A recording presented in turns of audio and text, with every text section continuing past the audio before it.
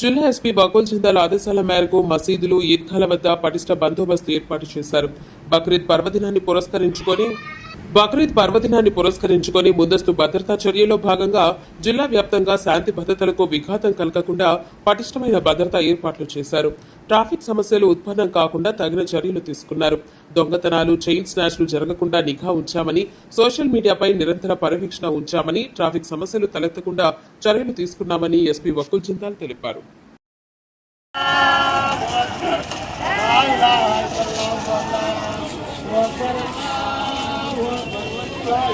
అల్లాహు Akbar అల్లాహు Akbar లా ఇలాహా ఇల్లల్లాహు అల్లాహు Akbar అల్లాహు Akbar వలిల్లాహిల్ హమ్ద్.